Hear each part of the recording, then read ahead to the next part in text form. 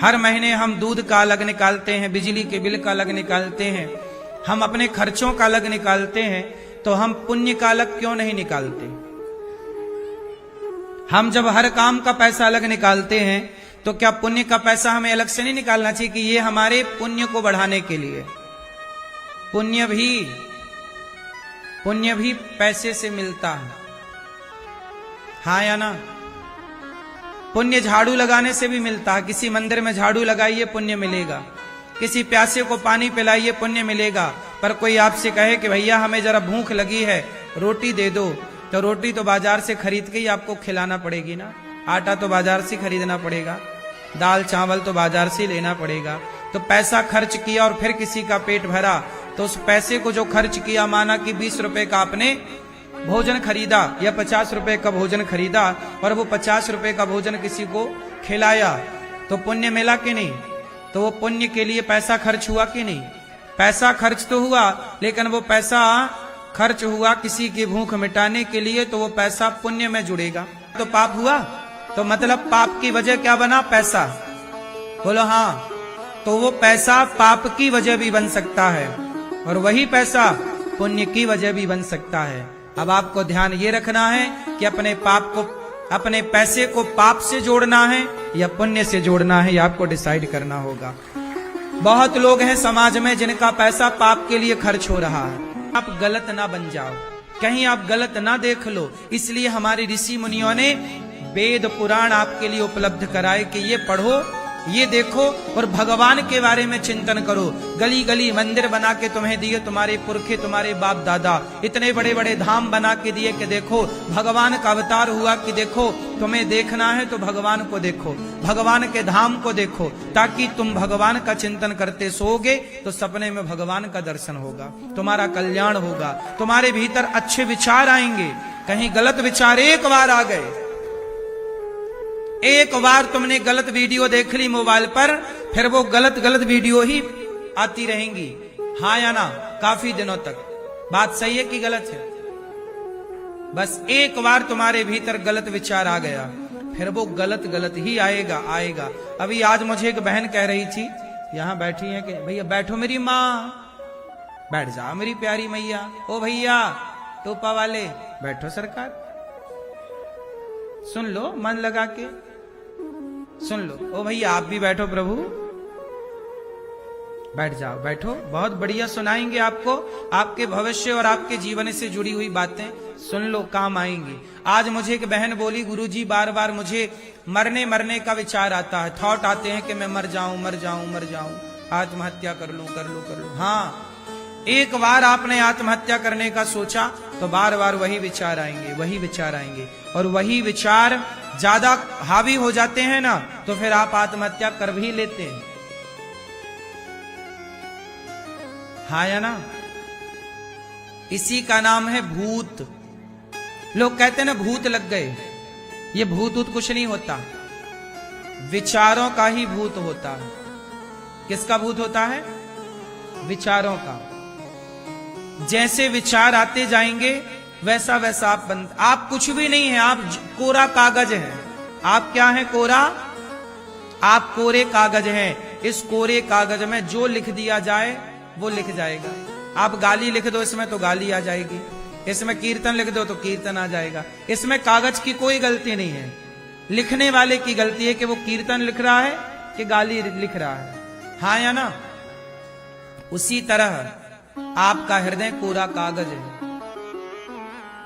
आपने संगति जो की वो लिखता चला गया, जो विचार आने दिए। इसलिए कहता हूं कि गलत विचार आए तुरंत गलत विचार को रोको।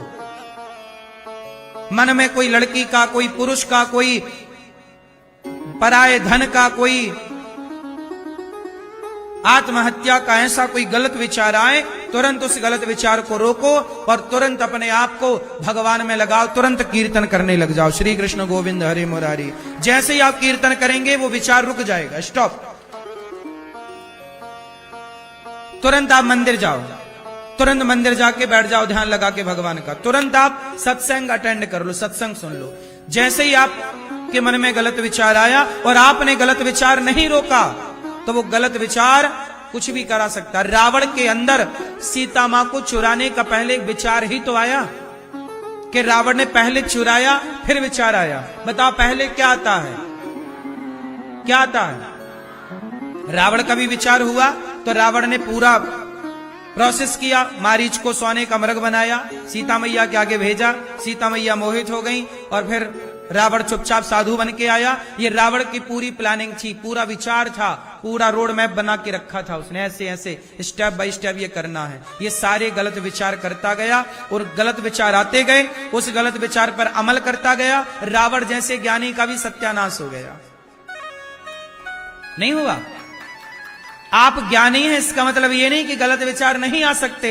रावण जैसे ज्ञानी का भी गलत विचार आ सकता है और वो गलत विचार, रावण का सर्वनाश किसने किया? बोलो, विचारों ने। पूरा खेल किसका है? जोर से। विचार, स्वामी विवेकानंद जी के विचारों ने उन्हें महान बना दिया, कृष्ण के विचारों ने उन्हें महान बना दिया और कंस के और दुर्योधन के विचारों ने उसे नीचे गिरा दिया। ओ मेरी मां, फिर तुम खड़ी हो गई। बैठ जाओ। ओ बहन बैठ जा बेटा। मैया बैठो। सब बैठ जाओ, खड़े ना रहो, बैठ के सुनो, खड़े ना रहो, बैठो।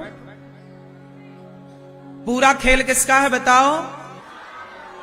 इसलिए कहता हूं अपने बच्चों को अच्छे विचार दीजिए। तुम्हारे पास अच्छे विचार ना हो तो मेरे पास लाओ, 3 घंटे की कथा अटेंड करो। इन 3 घंटों में मैं आपको अच्छे अच्छे विचारों से भर देता हूं और ये अच्छे विचार आपके भीतर गूंजते रहते हैं और आप अच्छे बनते रहते हैं। इसलिए कहता हूं सत्संग रोज करो। आज की युवा पीढ़ी ने सत्संग करना छोड़ दिया। जब सत्संग करना छोड़ दिया तो अच्छे विचार आने छूट गए। समाज में अच्छे विचार कहां मिल रहे हैं? अच्छी बातें कौन कर रहा है? हर जगह खड़े हो जाओ तुम, चौराहे में, नुक्कड़ में, वहां तुम्हें गलत विचार मिलेंगे। आज समाज में 99% लोग गलत विचारों से भरे हैं और जहां बैठेंगे वहीं निंदा, वहीं चुगली, वहीं छल, वहीं कपट, वहीं गलत बातें, गलत विचार ही भरे पड़े हैं सारी दुनिया में। हाँ या ना? इसलिए कहता हूं अच्छा बनना है तो अच्छे विचारों से सहमत होना पड़ेगा। कृष्ण ने अर्जुन को गीता सुनाई। गीता क्या है? बोलो, गीता क्या है? गीता भी तो एक अच्छे विचारों का संग्रह है। गीता क्या है? बोलो, गीता भी तो अच्छे विचार हैं। ए अर्जुन, तू ऐसा कर, देख कृष्ण क्या दे रहे हैं अर्जुन को? अच्छे थॉट दे रहे हैं, अच्छी विचारधारा दे रहे हैं और उस विचारधारा को अर्जुन ने फॉलो किया, महाभारत जीत गए। हाँ या ना? आप मेरी विचारधारा पर चलोगे तो सुखी रहोगे। आपकी अपनी विचारधारा क्या है मैं उस पर बात नहीं करता। आपकी विचारधारा यदि अच्छी है तो मैं उस अच्छी विचारधारा को प्रणाम करता हूं, नहीं है तो बनाइए। आज समाज परेशान किसके कारण है? केवल विचारों के कारण। लड़ाई किसकी है? हिंदू मुस्लिम क्या है? हिंदू का शरीर भी हड्डी खून से बना है, मिलकर आंतों से, नसों से मिलकर बना है। हिंदू का भी पेट होता है, मुसलमान का भी पेट होता है। हिंदू के 2 पांव, मुसलमान के 2 पांव, हिंदू की 2 आंख, मुसलमान की 2 आंख। पूरा ईश्वर की तरफ से जो स्ट्रक्चर बना, शारीरिक संरचना, वो तो हिंदू मुस्लिम सिख ईसाई की बोलो एक है। जब ईश्वर की संरचना एक है, 2 पांव उसके, 2 पांव हमारे, 2 हाथ उसके, 2 हाथ हमारे, उसके शरीर में भी लगभग उतना ही खून, मेरे शरीर में भी लगभग उतना ही खून, उतना ही ब्लड, तो फिर अंतर किसका था? हिंदू क्या है, मुसलमान क्या है? केवल विचारधारा ही तो बदल गई तो हिंदू हो गया, विचारधारा बदल गई तो मुसलमान हो गया, विचारधारा बदल गई तो यहूदी हो गया, विचारधारा बदल गई तो ईसाई हो गया। हिंदू आज धर्म परिवर्तन करते हैं, क्या करते हैं? विचार बदल लेते हैं बस, बाकी शरीर तो बस जस का तस। शरीर क्या बदला? बोलो मेरी मां, खान पान भी तो नहीं बदला। पानी भी तुम तब वही पीते थे, आज भी वही पीते हो। चक्की काटा भी तब वही खाते थे, आज भी वही खाते हो। क्या बदला? केवल हिंदू एक विचारधारा है, मुस्लिम एक विचारधारा है। उनके विचार हमसे मैच नहीं करते, हमारे विचार उनसे मैच नहीं करते, दोनों के विचार अलग हैं। वो कहते हैं कि बकरा काटना सही है, हम कहते हैं बकरा काटना गलत है, बस यही तो विचारधारा है। वो कहते हैं गाय काटना सही है, हम कहते हैं गाय काटना गलत है। वो कहते हैं खून बहाना सही है, हम कहते हैं खून बहाना गलत है। विचारधारा अलग हो गई ना। हम कहते हैं कि दया करो सब पर, हम क्यों किसी बकरे की गर्दन काट दें बिना उसके दोष के? उसने क्या गलती की? हम क्यों किसी का खून बहाएं अपने स्वाद के लिए? ये हमारी विचारधारा। तो जो हमारी विचारधारा से सहमत हैं वो हिंदू हो जाते हैं, और जो मार काट पर उतारू हैं, जो बकरा काट काट के खाएं, जो गाय काट के खाएं, वो मुसलमान हो जाते हैं। इसलिए जब भी मुसलमान किसी हिंदू को मुसलमान बनाता है, जब भी हिंदू लड़की कभी मुसलमान लड़के से ब्याह करती है, तो सबसे पहले वो मुसलमान उस हिंदू लड़की को गाय का मांस खिलाता है। लव जिहाद में क्या होता है? हिंदू लड़कियों को प्यार के चक्कर में फंसाया, और हिंदू लड़की, तुम आप में से कितने लोग गाय को माता मानते हैं? गाय को क्या मानते हो? गाय को हम माता। जो गाय को माता मानते हैं, चलो बताओ, गंगा मैया को गंगा माता कितने लोग मानते हैं? गंगा मैया। जो गंगा को माता माने, जो गाय को माता माने, वही सनातनी हिंदू है। जो गाय को माता ना माने, जो गंगा को माता ना माने, वो हिंदू। ये विचारधारा बदल गई। ये खेल किसका है? हिंदू मुस्लिम कुछ नहीं होता, विचारधारा होती है। मूल में क्या है? बोलो। ये विचार तुम्हें हिंदू बनाएंगे, और ये विचार तुम्हें मुसलमान बनाएंगे। ये विचार तुम्हें बड़ा बनाएंगे, और ये विचार तुम्हें छोटा बनाएंगे। ये विचार तुम्हें राम बनाएंगे, ये विचार तुम्हें रावण बनाएंगे। इसलिए कहता हूं, गलत विचार आए तुरंत भगवान के मंदिर की तरफ भागो, तुरंत कीर्तन करो, तुरंत भगवान का, नहीं तो गलत विचार तुम्हारे को घेर लेंगे, कोई बचा ना पाएगा। एक बार गलत विचार घुसा, कैकई माता के अंदर गलत विचार घुसा दिया मंथरा ने। बोलो हां। फिर कैकई सुनने को तैयार है किसी की? हां, वही कहावत आ गई ना कि दिल लगा गधी से तो परी किस काम की। एक बार ये गधी यदि घुस गई तुम्हारे दिमाग में, तो परी नाचती रहेगी, कुछ ना होगा। ये विचारधारा। इसलिए अपने बच्चों को हर गलत विचारधारा से बचाओ, वरना तुम कुछ ना कर पाओगी। मेरी मां, कुछ ना कर पाओगी। तुम्हारे सामने तुम्हारे बच्चे हाथ से निकल जाएंगे। इसलिए विचारों पर जोर दो। कीमत इंसान की नहीं होती, कीमत विचारों की होती। हाँ या ना? तो आप देख लो कि मुसलमान और हिंदू की विचारधारा में कितना अंतर है। लड़की जब मुसलमान लड़के से ब्याह कर लेती है ना, आजकल हमारी बहनों को प्यार हो जाता है, जी कोई बात नहीं जी, प्यार किया तो डरना क्या, हमने तो प्यार कर लिया, मुस्लिम से कर लिया। अब मुस्लिम ले जाएगा तुम्हें, और सबसे पहले तुम्हें गैया का मांस रखेगा, खाओ। तुम नहीं खाओगी तो तुम्हें प्रताड़ित करेगा, बोले तुम पहले अपना धर्म छोड़ो। और वो तब उन्हें मुसलमान मानते हैं जब तक वो गैया का मांस ना खाएं।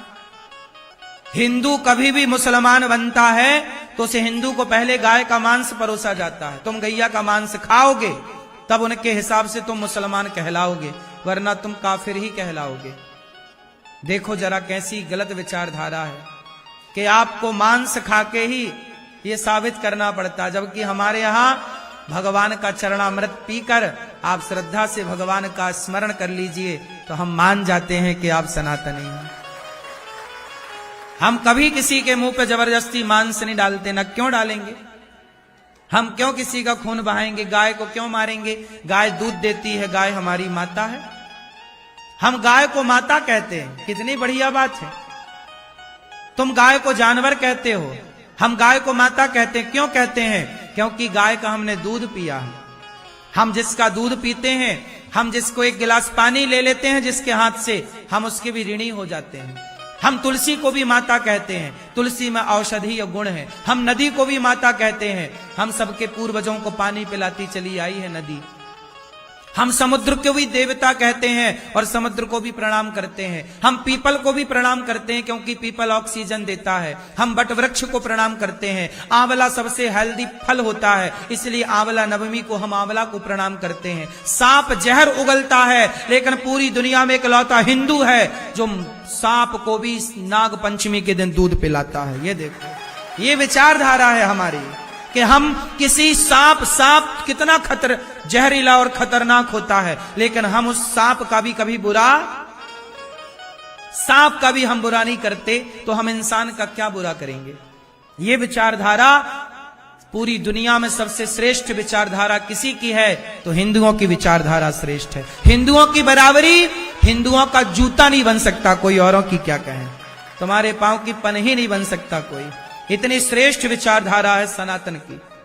कोई तुम्हारे पांव की जूती नहीं बन सकता, लेकिन विडंबना यह है कि तुम सनातनी होकर भी तुम मांसाहारी हो गए, तुम सनातनी होकर भी तुम झूठ बोलने लग गए, तुम सनातनी होकर के भी तुम अपने धर्म पर, अपनी परंपराओं पर विश्वास नहीं करते अब, क्योंकि तुम आधुनिकता की तरफ भाग गए।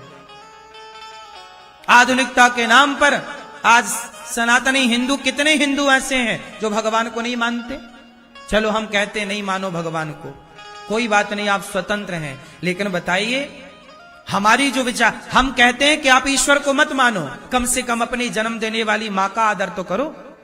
मातृ देवो भव, पितृ देवो भव, बाप का तो आदर करो। हम कहते मंदिर मत जाओ, पर झूठ भी तो मत बोलो। हम कब तुम्हें फोर्स करते हैं कि तुम मंदिर ही जाओ। मंदिर में पॉजिटिविटी ज्यादा है, इसलिए बोला जाता है कि जाओ। जैसे इत्र की दुकान में, आपके घर में कितना भी इत्र हो, इतनी खुशबू आपके घर में ना होगी जितनी खुशबू इत्र की दुकान में होगी।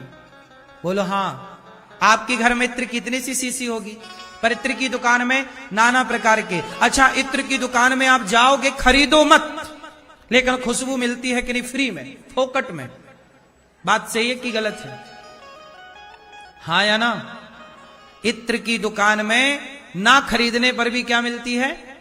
खुशबू, फ्री में। उसी तरह मंदिर में ना कुछ करते हुए भी वहां की पॉजिटिविटी तो हमें फ्री में ही मिल जाती है।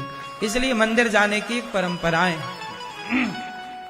अब आप लोग वृंदावन आए हैं, तो वृंदावन आ बस गए। अब यहां ये विचारधारा जो मैं आपको दे रहा हूं, ये विचारधारा तो आपको फ्री में मिली ना, कोई पैसा लगा आपका? बोलो, कोई पैसा लगा? फ्री में विचारधारा मिल रही है आपको। ये इत्र की दुकान है। एक बार वृंदावन आओ, गौरी गोपाल आ जाना, अपने आप पॉजिटिविटी से और सेवा के भावों से भर जाओगे आप। यहां के वाइब्रेशन ऐसे हैं, यहां की विचारधारा ऐसी है, यहां कोई नेगेटिव थॉट है ही नहीं। मैं कभी नेगेटिव बात करता ही नहीं, मैं कभी ना की बात नहीं करता, सदा हां की बात करता हूं। यस, जब युवा कहता है कि क्या मैं ये कर पाऊंगा, बिल्कुल कर पाओगे, क्या नहीं कर पाओगे तुम। इसलिए हिंदू एक विचारधारा है, मुस्लिम एक विचारधारा। इसलिए हिंदू बहनों से हाथ जोड़ विनती करूं, तुम्हें गैया का मांस खाना है? खाना है? नहीं खाना तो कभी लव जिहाद के चक्कर में ना फंसना, कभी प्यार व्यार के लफड़े में ना फंसना। आप जितने समझदार हैं, आपसे ज्यादा समझदार आपके माता पिता। हो सकता है डिग्रियां आपकी ज्यादा हो, लेकिन अनुभव माता पिता का ज्यादा होता है। इसलिए मां बाप की आज मेरे से एक पत्रकार ने प्रश्न किया कि महाराज जी ये बताओ, कोई लड़की किसी को पसंद करती है और विवाह करना चाहती है, क्या ये गलत है? हमने कहा कि वो लड़की जिसे पसंद करती है, क्या उसके विवाह में उसके माँ बाप सम्मिलित होंगे? यदि आपकी खुशी में, आपके विवाह में आपके माता पिता सम्मिलित नहीं हुए, आपके विवाह में आपके माता पिता खुश नहीं हुए, तो वो विवाह विवाह नहीं, वो पाप है। क्या है वो? पाप है। विवाह वो है, उसका नाम ही है विवाह। वाह वाह, जब तक माँ बाप वाह वाह ना करें, जब तक समाज वाह वाह ना करे, तब तक क्या विवाह है। तुमने विवाह कर लिया और तुम्हारे माँ बाप रो रहे हैं कि मेरी बेटी ने क्या कर लिया, कहां कर लिया, किसके संग भाग गई, किसके संग उसने रहने का निर्णय लिया। तो जब वाह है ही नहीं तो काय का विवाह। फिर तो मां की आह निकलती है। क्या निकलती है? आह। तो मां की आह ना निकले, मां की वाह निकले। बाप की आह ना निकले, बाप की वाह निकले। इसलिए विवाह विचार के करना चाहिए। कहां विवाह करना चाहिए? वहां, क्योंकि मैंने विवाह किया है तो विवाह का अर्थ केवल हम पति पत्नी का मिलन नहीं, दो शरीरों का मिलन नहीं, हमें आगे की भी प्लानिंग करनी होती है कि हम इस देश को क्या दे करके जाएं। माता जीजाबाई ने शिवाजी को दिया, माता कौशल्या ने राम दिया, माता देवकी ने कृष्ण दिया। आप तो मर जाओगे, लेकिन आप इस देश को देकर क्या जा रहे हैं? आपकी संतान कितनी श्रेष्ठ है वो कैसे तय होगा? आपके विवाह से आपकी संतान तय होती है। जितनी अच्छी विचारधारा की लड़की होगी, जितनी अच्छी विचारधारा का लड़का होगा। इसलिए हमारे यहां कहते हैं कि विवाह करने के पहले ये जरूर देखना चाहिए कि वह विवाह जिससे हम कर रहे हैं उसका खानदान कैसा है, उसकी विचारधारा कैसी है, कुटुंब कैसा है, वो कौन है। क्योंकि अंतर जातीय विवाह को शास्त्र और धर्म मान्यता, कानून मान्यता देता हो तो देता हो। कानून तो 2050 से लागू हुआ है और ये संसार तो करोड़ों साल से चल रहा है।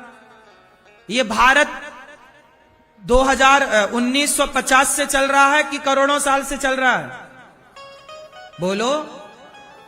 भारत में संविधान कब लागू हुआ? 1950 में संविधान लागू हुआ। तो क्या 1950 के पहले ये भारत चल नहीं रहा था? किससे चल रहा था? धर्म से, उसूलों से, संस्कारों से। बोलो हां। इसलिए ये सच्चाई है कि विवाह धर्म से। इसलिए हमारे यहां पत्नी को क्या बोलते हैं? धर्म पत्नी, संविधान पत्नी नहीं बोलते, कानून पत्नी नहीं बोलते। कानून से जज साहब ने ब्याह करा दिया तो बोलो कानून पत्नी है, फिर काहे धर्म पत्नी बोलते हो? कानून से हुआ ना ब्याह तुम्हारा तो बोलो कानून पत्नी है मेरी, बोलना क्या पड़ेगा? हां, तो धर्म पत्नी तब बनोगी जब धर्म से विवाह होगा। और धर्म यही कहता है कि माँ बाप की जहां राजी हो, मर्जी हो। ब्राह्मण का विवाह ब्राह्मण में हो, वरना क्या होगा? तुम्हारी संतान वर्ण संकरी पैदा हो जाएगी। ब्राह्मण का विवाह किससे होना चाहिए? और क्षत्रियों का और वैश्यों का वैश्यों से, और शूद्रों का। यदि आपने ब्राह्मण होकर किसी और से विवाह कर लिया, वैश्य होकर किसी और से, अन्य धर्मावलंबी लोगों से विवाह कर लिया, मजहब पंथ से कर लिया, तुम्हारी संतान कैसी होगी? वर्ण संकरी। और शास्त्र कहते हैं कि वर्ण संकरी संतान से कभी तुम्हारे पितर पानी नहीं लेते। वो वर्ण संकरी संतान ना तुम्हारे लिए हितकारी होगी, ना इस देश के लिए हितकारी होगी। इसलिए कम से कम इस देश को अच्छा बेटा देकर जाओ। और अच्छा बेटा, अच्छी विचारधारा की मां, अच्छी विचारधारा का पिता, और फिर जब विधि विधान से विवाह हो तब न संतान अच्छी होगी। इसलिए कानून पत्नी ना चाहिए हमें, धर्म पत्नी चाहिए। तो धर्म पत्नी चाहिए तो विवाह धर्म से होना चाहिए, कानून के हिसाब से नहीं। कानून कहता है कि 21 साल की लड़की हो, 21 साल का लड़का हो, यह बात बिल्कुल मानने योग्य है, बिल्कुल मानो। लेकिन विवाह में अग्नि साक्षी होती है, जज साक्षी नहीं होता। हमारे यहां विवाह में कौन साक्षी होता है? बोलो। अग्नि साक्षी होती है। वेद साक्षी होते हैं, समाज साक्षी होती है, और फिर जाकर के विवाह पूरा होता है। आजकल तो विवाह सर्टिफिकेट बनाना पड़ता है। क्या बनाना पड़ता है? विवाह सर्टिफिकेट। यहां की जरूरत है, ईश्वर के यहां तो धर्म से ही तय हो गया कि हमारी पत्नी है। इसलिए धर्म से जीवन जियो, तो धर्म से जीवन जियोगे तो और किसी कानून की आपको आवश्यकता ही नहीं पड़ेगी। मैं धर्म से जीता हूं तो मैं चोरी नहीं करता, मैं धर्म से जीवन जीता हूं तो मैं चोरी नहीं करता, मैं धर्म से जीवन जीता हूं तो मैं झूठ नहीं बोलता। अरे मैं धर्म से जीऊंगा तो मुझे इस कानून की जरूरत ही नहीं पड़ेगी।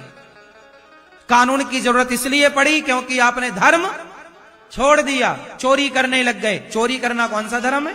बलात्कार करने लग गए, बलात्कार करना कौन सा धर्म है?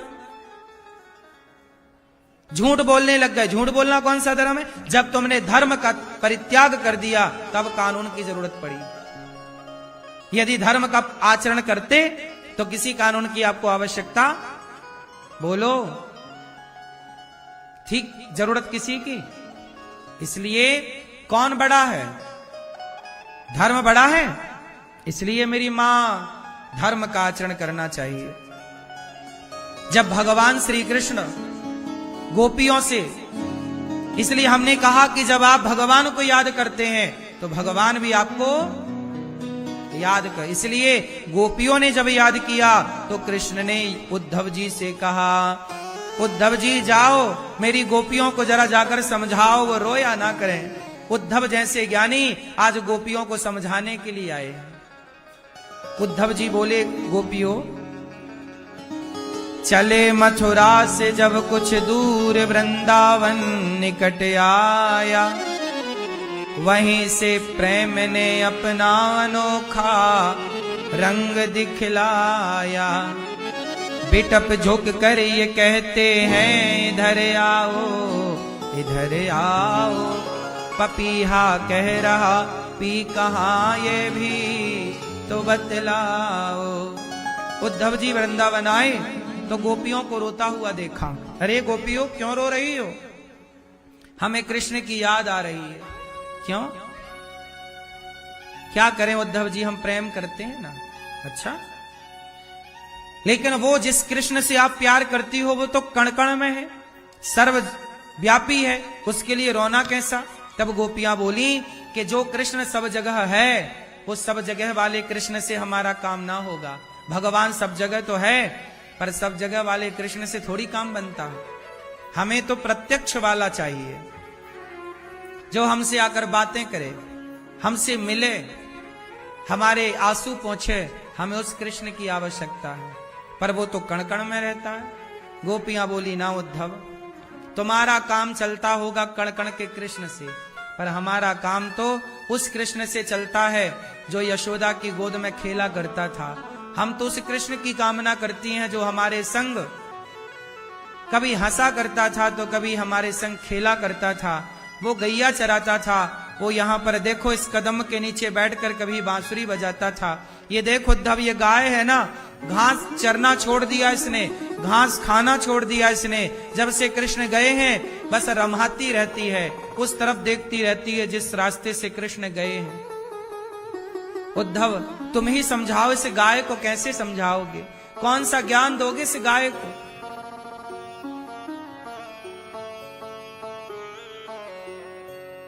अब उद्धव जी क्या कहते? इसलिए देखो, एक ज्ञान होता है और एक प्रैक्टिकल होता है।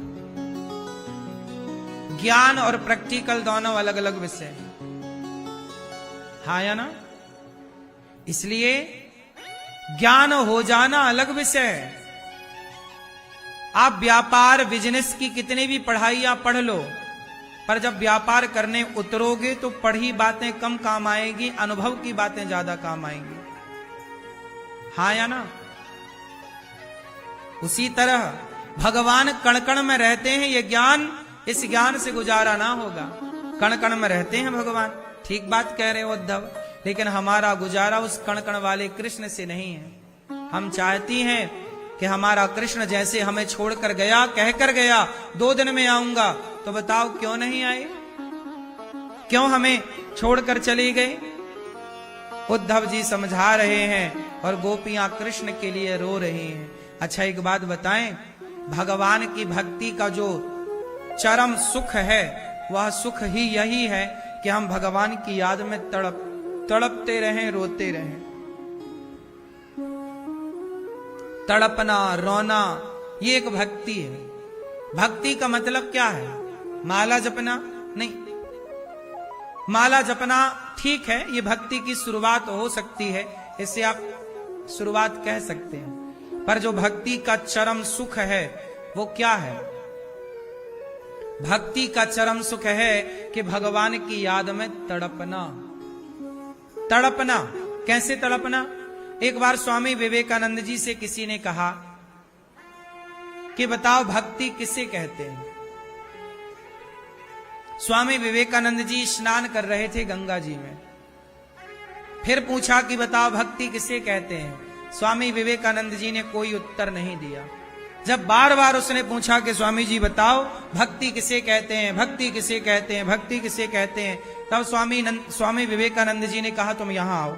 बुलाया स्वामी जी ने और उसे गंगा जी में ले गए थोड़ा गहरे में, और स्वामी जी ने उसे पानी में डुबाया और डुबा करके स्वामी जी उसके ऊपर चढ़ गए और डुबाए रखा पानी में। वो आदमी पानी के अंदर छटपटाने लगा, तड़पने लगा, बाहर निकलने की कोशिश, स्वामी जी ने दबाए रखा। उसे तो ऐसा लगा वो गए, उसने पूरा जोर लगाया, ऊपर आए, ऊपर आया, बोला पागल हो गए हो? स्वामी जी वो पागल नहीं हो गए, तेरे प्रश्न का उत्तर था। क्या उत्तर है, क्या समझ में आया? स्वामी विवेकानंद जी ने कहा कि तूने पूछा ना कि भक्ति क्या है, भक्ति किसे कहते हैं, तो देख जब मैंने पानी में डुबाया ना तो तू छटपटाने लगा ना। काय के लिए छटपटाया? बोले बाहर आने के लिए, सांस लेने के लिए। जैसे सांस लेने के लिए तू छटपटाया, बाहर निकलने के लिए छटपटाया, ऐसे ही जिस दिन भगवान के लिए तू छटपटाएगा उस दिन भगवान तुझे मिल जाएंगे। भगवान के लिए छटपटाने का नाम भक्ति है। भगवान के लिए ऐसे तड़पने का नाम ये भक्ति है। अब कहां कोई तड़पता है? ऐसी तड़प पैदा हो जाए तो भगवान के मिलने में देर थोड़ी लगती है मेरी मां। इसलिए कहता हूं भगवान की याद में तड़पा करो। और ये कब होगा? मेरे कहने से नहीं होगा, आपके भीतर भक्ति होगी। भगवान से जब प्रेम होता है ना तब ये होता है। भगवान का भक्त भगवान की याद में रोता है। कैसे रोता है? भरत जी राम से मिलने गए। जब गए तो भरत जी ने जब सुना कि मेरी मां ने मेरे लिए मुझे राजा बनाने के चक्कर में राम को 14 वर्ष के वनवास में भेज दिया, भरत जी रोए। रोते रोते बेचारे कौशल्या मां के पास गए। मां एक बात कहूं मां? हां भरत। मां गौशाला में आग लगाना, गौशाला में आग लगाने से जो पाप लगता है ना मां, कोई लोग ना पापी लोग जो होते थे ना वो गौशालाओं में आग लगा देते थे। गौशाला में आग लगी तो गैया जल जाती थी, बंधी खूंटे से, और ऊपर छप्पर पे आग लग गई तो गैया जल जाती थी। अब बताओ गौशाला में आग लगाना पाप है कि पुण्य है? कौन सा पाप है? महापाप है ये। मां भरत जी कह रहे हैं ये बात। मां गौशाला में आग लगाने का जो पाप लगता हो ना मां, वो पाप मुझे लग जाए। भरत जी कह रहे हैं मुझे लगे वो पाप। क्यों भरत, ऐसा क्यों कह रहे हो? मां गुरुकुल में विद्यार्थी पढ़ रहे हो और वहां गुरुकुल में कोई जाके आग लगा दे, सारे बच्चे झुलस जाएं। मां उसका जो पाप है ना वो पाप मुझे लगे। राम राम मुंह पे हाथ रख दिया कौशल्या मां ने। भरत तू ये क्या कह रहा है? भरत जी बोले मां गौशाला में आग लगाने का जो पाप है मुझे मिल जाए मां, इसलिए कि राम को मैंने वनवास, मेरे कारण मेरी माता ने मुझे, मेरे राम को वनवास भेज दिया। मां आपको तो यही लगता होगा ना कि मैंने मां से कहा होगा मां बताओ मैं किसकी सौगंध खाकर कहूं मां मैंने नहीं कहा। अब भरत सफाई दे रहे, पर कौशल्या मां ने कहा कि बेटा मुझे पूरा भरोसा है। सुन बेटा, ये तेरा दोष नहीं है और तेरी मां कैकेयी का दोष नहीं है बेटा, ये तो विधाता की मर्जी है, ये होनी है और होनी को कौन टाल सकता है बेटा, तू ऐसा मत कह। वो भरत जी रोए, राम के लिए तड़पते रहे। कैकेयी मां ना जान पाई कि भरत राम से कितना प्रेम करते हैं। कैकेयी मां अपने बेटे की भावनाओं को ना जान पाई। मां को ये लगा कि मेरा बेटा राजा बन जाए बस। भरत जी राम के लिए अयोध्या छोड़कर और राम के लिए जब चित्रकूट गए, खड़े हुए भरत जी, राम को जब सामने देखा तो खड़े खड़े धड़ाम धड़ाम से भरत जी गिर गए। पाही नाथ कहीं पाही गुसाई, भूतल परयूं लकुट की नाई। खड़े खड़े भरत जी गिर गए। भरत जी का ये प्रेम सारे संसार ने देखा। भरत जी ने जो किया है उसी का नाम प्रेम है, उसी का नाम भक्ति है। भरत जी कैसे तड़प रहे हैं राम के लिए, जैसे भरत जी राम के लिए तड़प रहे हैं, ऐसे ही कोई भगवान के लिए तड़पे, उसका नाम भक्त है, वही भक्त है। आप लोगों को लगता है हमने फूल चढ़ा दिए, माला चढ़ा दिया, मिठाई चढ़ा दी, ये हम भक्त हो गए जी। हम तो माला भी जपते हैं महाराज जी, 11 माला, हम 16 माला, 20 माला हम रोज जपते हैं।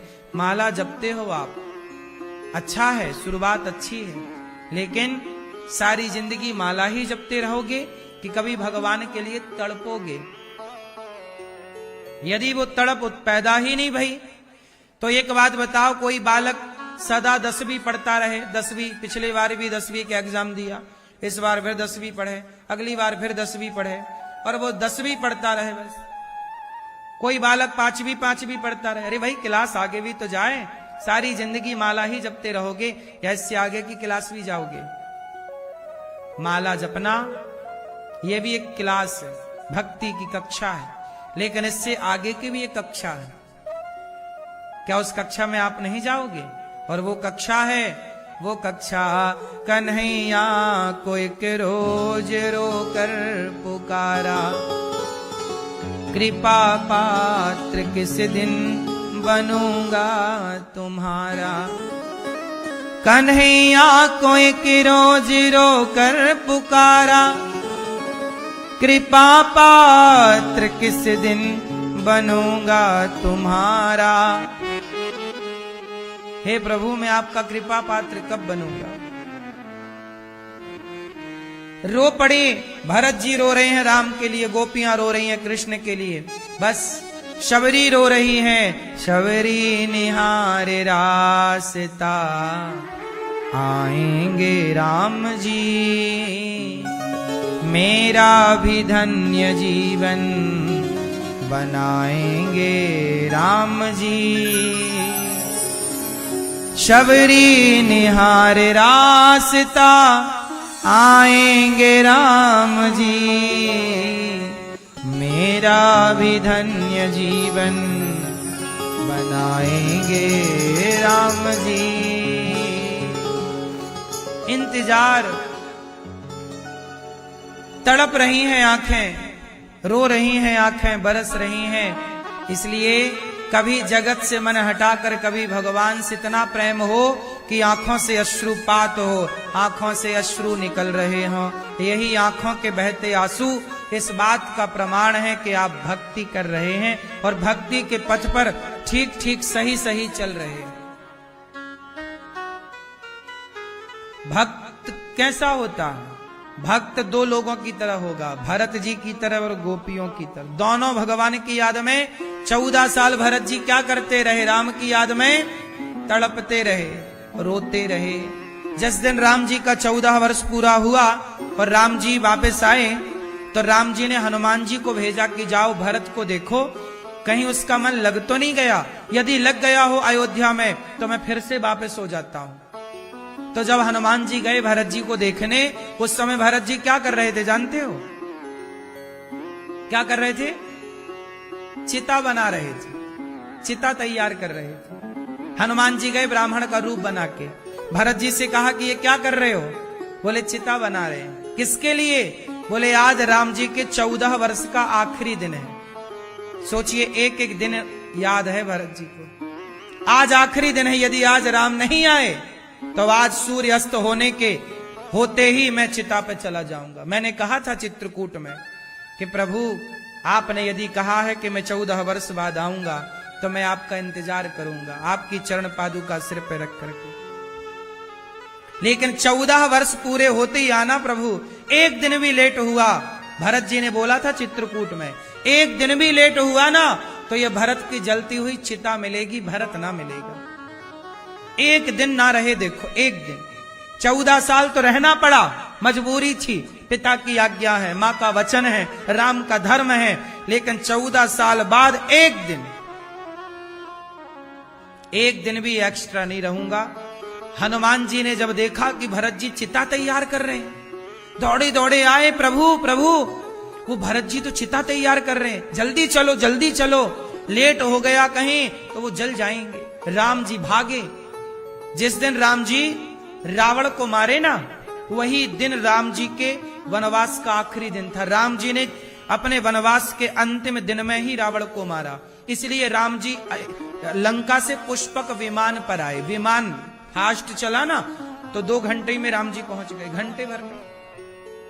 सबसे मिलते आए, जिस रास्ते से गए सीता मां को बताते आए। लेकिन नंदीग्राम में भरत जी थे, तो भरत जी से थोड़ा 1 किलोमीटर पहले ही राम जी रुक गए और वहां से हनुमान जी को पठाया, भेजा। हनुमान जी आए कि प्रभु जल्दी चलो, मर रहे हैं, चिता तैयार है उनकी, लकड़ियां पूरी तैयार हैं, बस सूर्य अस्त हो कि आग लगेगी। राम जी दौड़े दौड़े आए, सूचना मिली, भगवान जी हनुमान जी ने सूचना दी, भरत जी अब चिता की जरूरत नहीं है, आपके प्रभु राम आ रहे हैं, आपके प्रभु आ रहे हैं। जैसे ही भरत जी ने सुना कि राम आए, भरत जी की आंखों से ऐसी धार बही अश्रु की कि मेरा जीवन सफल हो गया, मेरे राम आ गए। राम जी के लिए भरत जी दौड़ पड़े। अब किस रास्ते से आ रहे हैं? हनुमान जी ने बताया सीधे रास्ते से। उस तरफ से राम भाग रहे हैं भरत जी से मिलने, इस तरफ से भरत जी दौड़ रहे हैं, प्रभु आ गए, प्रभु आ गए। और रास्ते में, दोनों बीच रास्ते में जब राम जी ने भरत जी को देखा तो जटाएं बन चुकी थी। इतने सुंदर बाल भरत जी के, 14 साल से कंघी नहीं की, जटाएं बन चुकी। सिंगार किसके लिए? भरत जी बिल्कुल सूख कर एक हड्डी के हो गए थे, बिल्कुल दुबले पतले। भरत जी क्या खाए 14 साल तक, जानते हो? हम बताएंगे तो आप लोग उसे पता नहीं स्वीकार करते हो कि नहीं। मैंने कुछ पहले दिन बताया था तो लोगों ने मजाक उड़ाया कि देखो ऐसा बता रहे हैं अनिरुद्धाचार्य जी, लेकिन क्या करूं, जो लिखा है वो तो बताना ही पड़ेगा। भरत जी क्या खाते थे जानते हो? गौ माता के गौमूत्र में दलिया को, जौ को पका करके, दलिया पकाते, किसमें? गौमूत्र में दलिया पकाते। और 14 साल तक भरत जी ने गौमूत्र में पका दलिया केवल खाया। किसी ने कहा ये भी क्यों खाया? यदि नहीं खाते तो शरीर को, प्राणों को रहने के लिए शरीर तो चाहिए, राम के लिए जिंदा थे। यदि राम कह देते कि मैं नहीं आऊंगा, अब देखो आज आखिरी दिन था तो चिता तैयार कर रहे हैं कि नहीं, ये प्रेम की पराकाष्ठा है। यही है कि प्रभु के बिना अब जिया न, जैसे मछली रह ना पाई पानी के बिना, ऐसे आप रह ना पाए सांसों के बिना, ऐसे ही भरत जी की सांसें तो राम है। जब भरत जी दौड़े दौड़े आए और उस तरफ से राम, भरत आ गया, मेरा भरत आ गया, और बीच सड़क में राम जी ने भरत जी को हृदय से लगाया, लिपट गए भरत जी राम जी के चरणों से। राम जी ने उठाया और भरत जी को अपनी छाती से, अपने हृदय से लगाया। ये प्रेम, राम जी ने स्वयं भरत जी को बिठाया अपनी गोद में, और राम जी आज 14 वर्ष बाद भरत जी की जटाएं सुलझा रहे हैं। ऐसा प्रेम तो शायद मां कौशल्या का भी ना रहा हो, ऐसा प्रेम शायद लक्ष्मण जी का भी ना रहा हो, ऐसा प्रेम शायद सीता मां का भी ना रहा हो राम से। इसलिए राम और भरत के प्रेम की कहानी लिखी जाती है। राम और भरत के प्रेम की बातें की जाती हैं। लक्ष्मण का प्रेम भी कम नहीं है, पर भरत जी के प्रेम के आगे, भरत जी के प्रेम के सागर में कोई और टिक ही ना पाया। इसलिए हनुमान जी को राम जी ने क्या कहा कि तुम मम प्रिय भरतहि सम भाई। भरत की तरह कहा, लक्ष्मण की तरह क्यों नहीं कहा? जबकि लक्ष्मण तो 24 घंटे सेवा में साथ थे। लक्ष्मण जी का भी प्रेम और त्याग और तपस्या कम नहीं, लेकिन भरत जी तो भरत जी है। ये है प्रेम। 14 साल तक राम जी तो सीता मैया के साथ रहे, राम जी तो मुस्कुराए, राम जी तो हंसे वनवास में, लेकिन भरत जी हंसना भूल गए। भरत जी की हंसी तो राम है, भरत जी की मुस्कान तो राम है। राम जी भरत जी के केस सुलझा रहे हैं, बार बार राम जी भरत जी को अपने हृदय से लगा रहे हैं। देखो, ये है भगवान राम और भरत जी का ये जो मिलन है, ये हमारे और आपके लिए ये शिक्षा दे रहा है कि तुम भगवान से प्रेम करोगे ना, तो भगवान तुम्हें भी अपनी गोद में स्थान देंगे, गोद में बिठाएंगे। लेकिन प्रेम हो, प्रेम किसकी तरह हो? बहुत सारे उदाहरण हो सकते हैं। शबरी की तरह प्रेम हो, केवट की तरह प्रेम हो, मीरा की तरह प्रेम हो। देखो, सबका प्रेम सम्मान के योग्य है, सबका प्रेम वंदनीय है, सबका प्रेम नदी है, पर भरत जी का प्रेम तो सागर है, सागर है। ऐसा वही प्रेम को फॉलो किया है, वही प्रेम के आचरण को गोपियों ने उतारा। गोपियां अपना आदर्श किसे मानती हैं?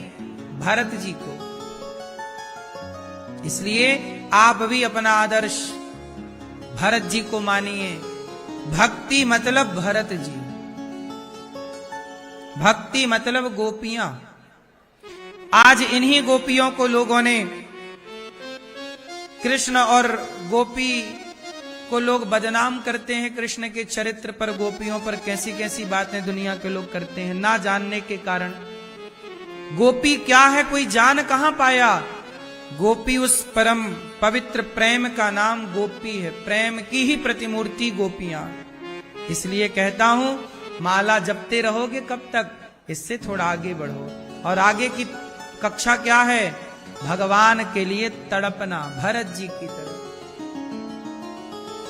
आए नहीं राम जी, लगाई कहां देर रे, शबरी ने रखे हैं चुन चुन के बेर रे। कौआ ऊपर बैठ जाए तो शबरी कहती, बोल बोल बोल कागा, राम कब आएंगे। शबरी की झुपड़ी आके भाग्य खुल जाएंगे। शबरी की झुपड़ी आके भाग्य खुल जाएंगे। बोल बोल बोल कागा, राम कब आएंगे। बोल बोल बोल कागा, राम कब आएंगे। राम जी के इंतजार में भगवान का इंतजार ऐसी करना पड़ता है। माला जपते जपते कब दर्शन होगा प्रभु, इंतजार कब पूरा होगा, कब आओगे। गोपियां बोली, अब हम नहीं जी सकती, तेरे बिना भी क्या जीना। ओ कान्हा रे, तेरे बिना भी क्या जीना। फूलों में कलियों में, सपनों की गलियों में, तेरे बिना कुछ कहीं ना। तेरे बिना भी क्या जीना। ओ कान्हा रे तेरे बिना भी क्या जीना। जब गोपियां तड़पने लगी, अब नहीं जी पाएंगी, अब भरत जी की तरह वो भी चिता तैयार करने लग गईं कि अब तो मर जाएंगी। तब किसी ने कहा, गोपियां कहती हैं गोविंद तुम्हारे बिना जीवन जी ना पाएंगे। हम ब्रज की भोली गवारनिया, ऐ उद्धव ब्रह्म ज्ञान की उलझन क्या जाने। मेरे और मोहन की बातें एक मैं जानूं या वो जाने।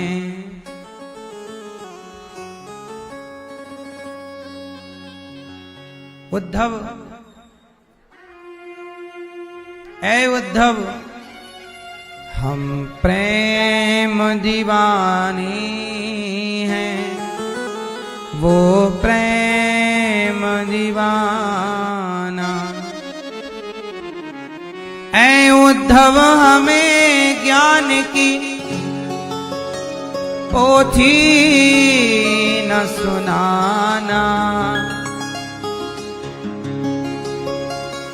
हम प्रेम दीवानी हैं, वो प्रेम दीवाना।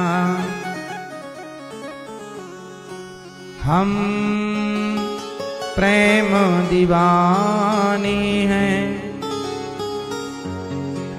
वो प्रेम दीवाना। उद्धव इन असुवन को हरिसन मुख ले जाओ। पूछे हरि कुशल तो चरणों में दियो चढ़ाओ। गोपियां कह रही हैं उद्धव कृष्ण ने हमारे लिए पत्र भेजा है, अब हमारी ओर से भी पत्र ले जाओ और कृष्ण को दे दो। उद्धव जी बोले लाओ कौन सा पत्र देना है। गोपियों ने गोपियों के आंसू बहते हुए चुल्लू में भरा, नेत्रों का जल आंसू भरे और उद्धव जी से कहा ये ले लो। जब कृष्ण पूछें कि हमारे लिए क्या भेजा है गोपियों ने, ये नेत्रों का जल चढ़ा देना उनके चरणों में, वो समझ लेंगे कि हमारी हालत क्या है। प्रेम डोर से बंध रहा जीवन का संयोग, सुमिरन में डूबी रहूं यही हमारा योग। उद्धव जी बोले तुम्हें हम योगी बनाते हैं, तुम्हें योग का उपदेश करते हैं, योगी बनो, कृष्ण को योग से पाओ, ध्यान करो उनका। गोपियां बोली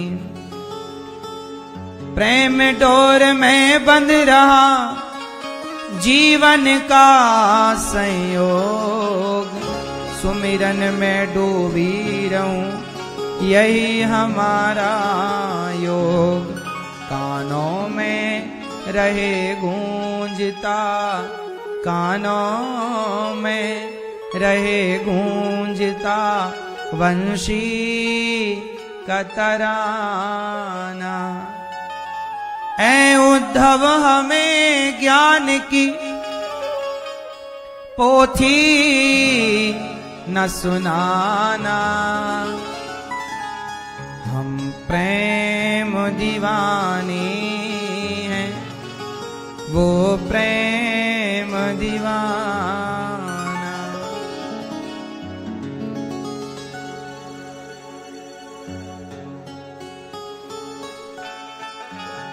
उद्धव इन असुवन को ये लो आंसू और हरिसन मुख ले जाओ। पूछे हरि कुशल तो चरणों में दियो चढ़ाओ। कहियो जी, कहियो जी, कहियो जी, इस प्रेम का यह तुच्छ सा नजराना। ऐसी गोपियां जो भगवान के प्रेम में डूबी, उद्धव आए मां यशोदा से मिले, गोपियों से मिले, समझ कुछ नहीं आया, केवल एक चीज समझ आई कि गोपियां प्रेम करती हैं, इसलिए उद्धव का ज्ञान गोपियों के प्रेम के आगे फीका पड़ गया। तुम कितना भी ज्ञान हासिल कर लो मेरी मां, भगवान को ज्ञान से थोड़ी पाओगे। ज्ञानी तो रावण था, भगवान को किससे पाया जाएगा? राम ही केवल प्रेम प्यारा, जान ले जो जान निहारा। मोहन प्रेम बिना नहीं मिलते, चाहे कर लो कोटि उपाय। मिले न यमुना सरस्वती में, मिले न गंग नहाए, प्रेम सरोवर में जब डूबे, तब प्रभु की झलक दिखाए। मिले न पर्वत में निर्जन में, मिले न वन भरमाए, प्रेम भाग घूमो तो प्रभु घट में रहे पधराए। प्रेम है तो बाहर जाने की जरूरत नहीं, घट में ही परमात्मा है। मिले न पंडित को, मिले न पंडित को ज्ञानी को, मिले न ध्यान लगाए, ढाई अक्षर प्रेम तो नटवर नैन समाय। प्रेम है तो नटवर नैनों में समाया है, और प्रेम नहीं तो मूंदे रहो आंखें, करते रहो पाठ। मिले न मंदिर में मूरत में, मिले न अलख जगाए, प्रेम बिंदु जब द्रग से टपते टपके, प्रेम बिंदु जब द्रग से टपके, तुरंत प्रकट हो जाए। कन्हैया को एक रोज रो कर पुकारा, कृपा पात्र किस दिन बनूंगा तुम्हारा। इसलिए भगवान की याद में तड़पना है। भरत जी और गोपियों की तरह कभी समय मिले तो भगवान के लिए 2-4 आंसू जरूर बहाया करो कि प्रभु क्या इस जीवन में आपका दर्शन ना होगा? क्या आपके दर्शन के बिना ही हमारा जीवन पूरा हो जाएगा? भगवान में मन लगाओ। हे प्रभु, हम बड़े पापी हैं, इतने बड़ा नाम नहीं जपा। लेकिन एक बात बताओ, आप सब लोग बताओ, आप कहते हो कि समय नहीं मिलता।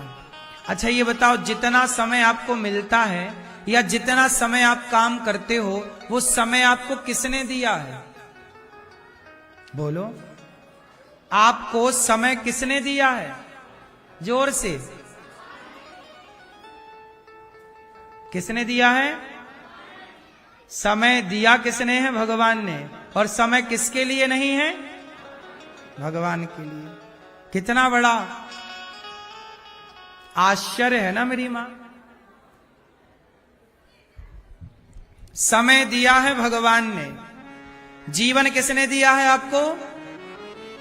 और समय किसके लिए नहीं है? भगवान के लिए। प्रपंच करने के लिए पूरा समय है,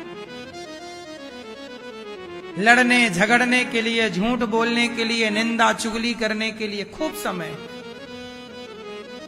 पर उसके लिए समय नहीं है जिससे जीवन सार्थक होने वाला है।